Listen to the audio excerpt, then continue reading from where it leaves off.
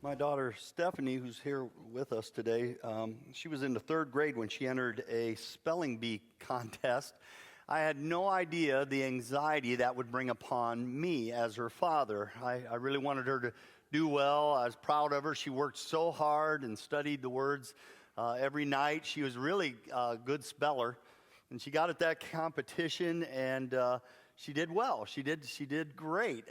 But each round was just torture for me. I was wringing my hands, my heart rate was up, my blood pressure was soaring, and I was just so afraid that that word would knock her out. And she got through the first round and the second round, third round, and finally, she was just before the finals, she was given a word, and it was a word I'd never heard of before. And she didn't spell it exactly correct, and she was done, and I was devastated. I was like, oh my goodness, my poor daughter, she's going to be so disappointed. She wasn't. she was fine. She came up, she's smiling, she's waving at people. Daddy, I did good, didn't I? You did great. I needed therapy when the whole thing was done, but she was perfect through it. Sometimes life deals out disappointments. I doubt there's a person in the room who hasn't faced some kind of disappointment. The list just goes on and on and on. Disappointment is a part of life. Where's my picture-perfect family? Where's my long-lasting friendships? Where's my jet travel lifestyle? Where's my highly successful job? Where's my perfect report card? Where's my child's perfect report card? Where's my romantic marriage?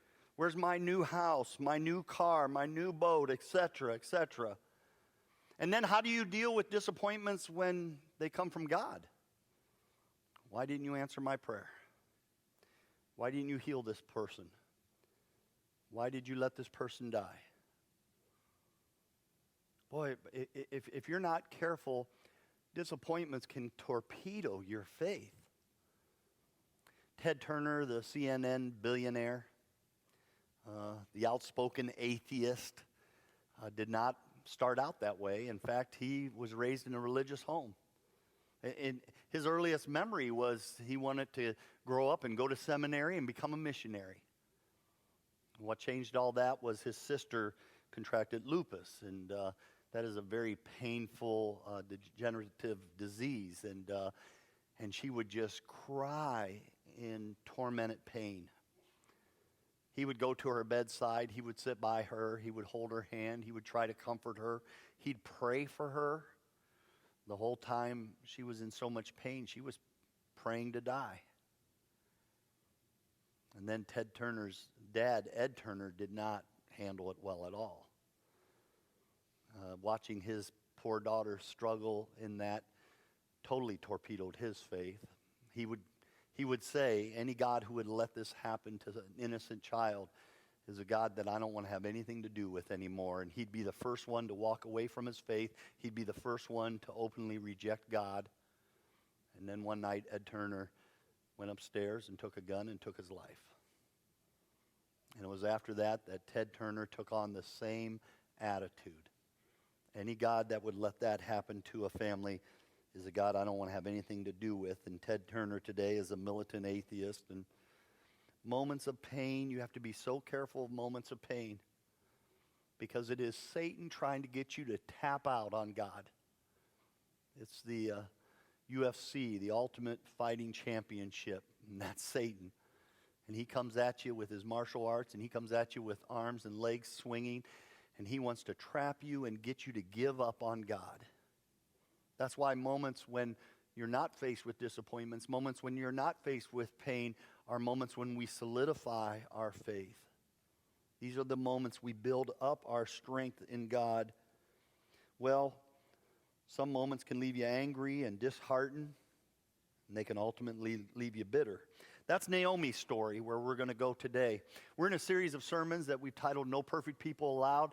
We're looking at how God worked through imperfect people. I'm an imperfect person. You're an imperfect person. This church is full of imperfect people, which makes us all perfect candidates for God to do something amazing in us, for God to start working behind the scenes.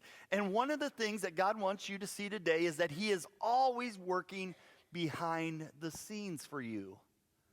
Is there an area of your life you're hoping God is behind the scenes working on it right now? The book of Ruth is where we're going to be. There's only 2 books in the whole Bible that are named after women, Ruth and Esther. And the story of Ruth is about a young woman who had some tragedy in her life, but it's also about her mother-in-law, Naomi. And some people lean more toward the book should have been named Naomi, and other people say, no, it's named correctly, Ruth, because it is a love story. Ruth, it will be her love story as she falls in love with a man by the name of Boaz. But it's also a love story in how Ruth will love her mother-in-law and stay committed to her, even through bad times. It's equally a love story of how God does allow heartache into our life, but ultimately brings us to an amazing finish. In chapter 1 of Ruth, we're introduced to Naomi and her family. Her family all have interesting names. Before I go into it, in Bible times, names were always important. They often identified the circumstances of your birth. So a few weeks ago, we talked about Esau and Jacob. The name Esau means red and hairy, and that was Esau. When he was born, he was red and hairy, and his dad said, we're going to call him Esau. And then Jacob was born his twin holding on to his heel, remember? And when his father looked at him, he said, his name's Jacob. That means heel catcher.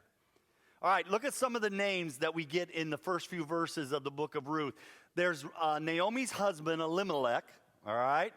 That's a great name, Elimelech. It means my God is king. Now that's awesome. However, Elimelech is going to make a decision in his life that won't be good for the family. The name Naomi means pleasant. Naomi and Elimelech have 2 sons. Their names, I'm not quite sure to do with their names. Mahlon and Chilion. Mahlon means sick or sickly. That means when that poor little guy was born, his dad looked at him and he goes, he looks like a sick old man, and gave him that name, sickly. And when Chilion was born, he must have been weeping, because he gets the name wailing or weeping, which means his dad would yell out, hey, sicko and crybaby, come here. I mean, that's horrible names. Those 2 sons will go off and they will get married, and one of them gets married to a woman by the name of Ruth. And Ruth means companion, friend, a vision of beauty. She was an attractive woman. She is this companion inside this whole story. It's beautiful. And then a little bit later, and we'll come to that, but we're going to be introduced to a woman named Mara, and her name means bitter. And she plays a very important part in this entire story. In Ruth chapter 1, there is heartache and tragedy. What happens? Naomi's husband dies, and then both her sons die. They once lived in Bethlehem. They left Bethlehem to move to a place called Moab. Very significant. Bethlehem represents where God's people were, the Jewish people. Moab was a Gentile community.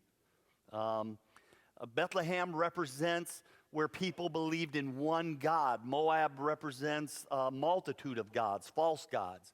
And the fact that Elimelech and Naomi will grab their 2 sons and move to Moab, they do it because there's a famine in Bethlehem. They don't wait for God to bring about his blessing again in Bethlehem. They leave Bethlehem and go to Moab. And who knows what that actually signifies. Was he moving away from God? My God is my king, his name meant, but maybe it implies somebody who is moving away from God. Inside that story, once they get to Moab, their 2 sons marry Moabite women. They marry Gentile women, women who believe in multitudes of gods. And for 10 years, they lived there. For 10 years, there's no grandchildren, which that might imply some heartache as well, too. Well, once the men all die, Naomi tells her 2 daughter-in-laws, I can't provide for you. She was left without any income, penniless, alone. She tells her 2 daughter-in-laws, you go back to your families. One of the daughter-in-laws does that. The other one, named Ruth, says, I'm not leaving you. I'm going to stay with you. I'm going to help you. I'm going to provide for you, which gives us a glimpse into the beautiful character of this woman. All right? I have a son-in-law, and if he really wanted to be a noble man, He would take care of me for the rest of my life. See, I don't think I'm stretching that, but anyway, there it is. It's this beautiful story of deep heartache. But there is Ruth. And then Ruth will make the most amazing statement. She tells Naomi, where you go, I go. Where you live, I live. Your people will be my people, and your God will be my God. After all the loss that Ruth went through, she still says, your God is going to be my God. Very powerful moment. And then we're in chapter 2, or we're at the end of chapter 1, and they go back to Bethlehem together, Ruth and Naomi. And that's when we're introduced to Mara. In verse 19, Ruth chapter 1, verse 19. So Naomi and Ruth came to Bethlehem, and the entire village was stirred by their arrival. Is it really Naomi? The women asked. You know, that implies something. She's only been gone 10 years, but they're shocked at Naomi. Was there something different about her appearance? Was the heartache that she had been through so great that it had even changed her appearance a little bit? I don't know, but could it really be Naomi? Look at verse 20. But Naomi told them, don't call me Naomi anymore, pleasant. Call me Mara, and that's where the name Mara appears. Don't call me pleasant anymore. Call me bitter, she said. For the Almighty God has dealt with me bitterly. I went out full, and the Lord has brought me home empty. Why should you call me pleasant when the Lord has turned his back on me and has sent such calamity? Do you see what she just did there? In the middle of her heartache, she can't even see how God is working. First of all, she says, when I left here, I was full. That's not true. It was a great famine. She was starving. That's why she left. And she says, but I've come back empty. That's not true. She comes back with Ruth. And what God is going to do in Ruth's life will ultimately bless Naomi's life. But she just couldn't see it. Why? Because her bitterness had taken control. Listen, when you and I go through hard times, you and I have a choice of a few reactions to those hard times. You have reactions, a choice of reaction to how you'll face tragedy. Number one, you can shake your fist at God. You did this to me.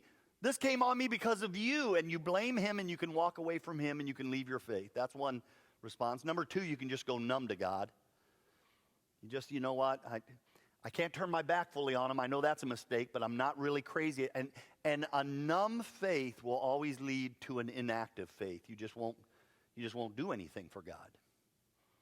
You haven't denounced him, but you're really not just crazy head over heels in love with him either. There's a third response, and that is when tragedy happens, you can allow those moments to drive us deep into our relationship to God, to really drive us down in with God. Naomi chose the first one, to shake her fist at God. Naomi's just being honest. I mean, maybe some of us here would look at that and go, I can't really blame her. This name change that happens in her life is not done by God. This is Naomi putting this on herself. She is tying her life circumstances to her name. Don't call me pleasant anymore. You call me bitter. I'm very, very bitter. I wonder how God's going to react to that name change. We see it in the next two words. In verse 22, it says, so Naomi returned from Moab, accompanied by Ruth the Moabitess, her daughter-in-law, having arrived in Bethlehem as the barley harvest was beginning. Oh, look, the famine's over. Good things are happening in Bethlehem again. And the very next verse, which is the beginning of chapter 2, now Naomi had an in-law there in Bethlehem who was a very wealthy man. His name was Boaz. And you have no idea how much hope and happiness there is in that next sentence. But what I want you to focus on are the first two words. This is God telling his story. This is in God's word. And the minute a woman says, don't call me pleasant anymore, you call me Mara, you call me bitter, in the very next verse, the next two words, God goes, no, I'm not. Now Naomi. So Naomi. God rejects that name Mara for her. And here's an interesting thought. The name Mara, will never again be used in Scripture. I know you want to tie your life to your life circumstances, and God says, no, I'm not doing that.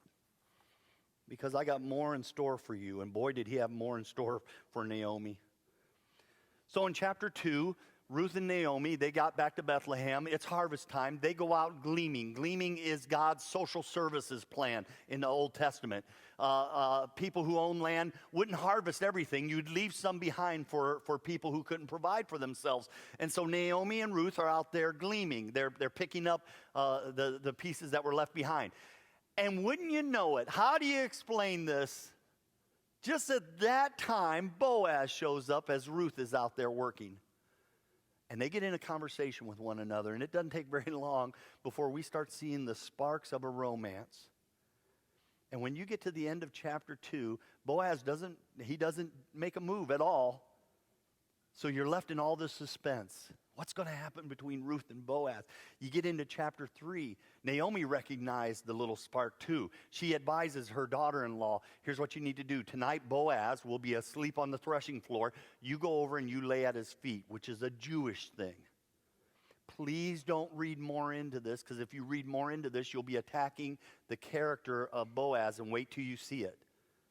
In the middle of the night, Boaz wakes up and here's this woman laying at his feet. And he's like, who is it? She goes, it's me, it's Ruth. And what Ruth basically says is, I'm willing to be your wife if you want.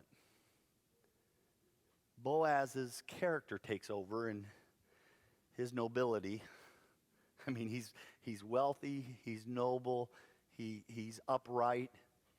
He says, I don't have first chance at you. He said, there's another relative, another kinsman who gets first chance at you. Now, this opens up another new moment. It's what's called the kinsman redeemer. Back in Bible times, if a woman had no children and her husband died, then the next male kin, would be responsible for marrying her and taking care of her. Now, that's kind of how the system was set up. This way is God could provide for all the women. He wasn't leaving women abandoned in any way. But in that time, it still happened. It felt like it happened. And what Naomi didn't know is that she had a kinsman. Her deceased husband had a relative. Boaz is also one of her relatives. But there's another man who's even a little older than Boaz. And so Boaz tells Ruth, I would love to marry you, but I can't. Not until this other kinsman signs off. So chapter 3 ends with all this suspense. What is going to happen? Then you get into chapter 4. That's the last chapter. And Boaz is not only wealthy, he's not only noble, but he is wise beyond his years. He calls the elders out to the gate of Bethlehem. He has them all sit down. And then he brings this other man out, this other kinsman redeemer. And he tells the other man in front of the elders, he says, hey, I don't know if you know it or not, but Elimelech, when he died, he left some land behind. And it's land I would like to have, but you're the first kinsman. Do you want it? And the man's like, free land? You bet I want it. And Boaz says, okay. He says, it's yours by right. He says, don't forget, though, not only do you get the land, but you get the bitter old hag, too. That's my paraphrase, by the way. You gotta take Naomi also, And this guy's like, whoa, wait a minute. He goes, I am married. That would make a mess of my own inheritances. He goes, no, I don't want the land. He goes, if you want the land, it's yours. And Boaz, in front of the elders, says, I will redeem the land, and I will redeem these women. And he marries Ruth. Naomi becomes his mother-in-law in the story. And Ruth, who for some reason she was barren for 10 years in Moab, the two of them have a son. And this whole story of Ruth ends in the last few verses with Naomi holding a baby. And she is happy. She is cared for. She loves this little grandson so much that the women of the town say, look, God gave Naomi a son. We all know grandmas like that, right? That's Naomi's son. It doesn't even belong to them. And it's this amazing story of how God is working in the background. The book of Ruth begins with famine and loss and funerals. It ends with a wedding, a very significant wedding. It ends with a son, a very significant son. It ends in a town, Bethlehem, which becomes a very significant town. You know Bethlehem. You sing about it every Christmas, oh little town of Bethlehem. You know what happens there. Years and years from this moment, wise men will travel from afar all the way to Bethlehem because the King of Kings is born there.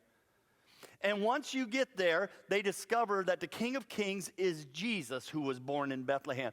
And Jesus is born in Bethlehem because his father was from Bethlehem. Bethlehem is called the city of David because that's where King David in the Old Testament was born. And everybody loved Bethlehem, the city of David. David is born in Bethlehem because his father Jesse was born in Bethlehem. Jesse is born in Bethlehem because Obed, his father, was born in Bethlehem.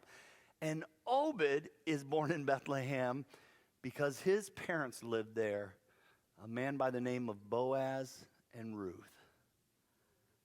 Oh my goodness. Do you know what this means? God was busy at work behind the scenes in this whole story. Ruth will go on and be one of only 3 women mentioned in the genealogy of Jesus Christ. Genealogies in Jewish days didn't mention women in their genealogy until you get to the genealogy of Jesus Christ. And Jesus wants you to know that his ministry, his family included women. And so there are 3 women listed there. No Jewish genealogy would ever mention Gentiles, and yet the 3 women that are mentioned inside the story of Jesus, the genealogy of Jesus, are Gentile. Ruth is a Moabitess at the beginning, until the day she says, "Your God will be my God." It is this incredible story.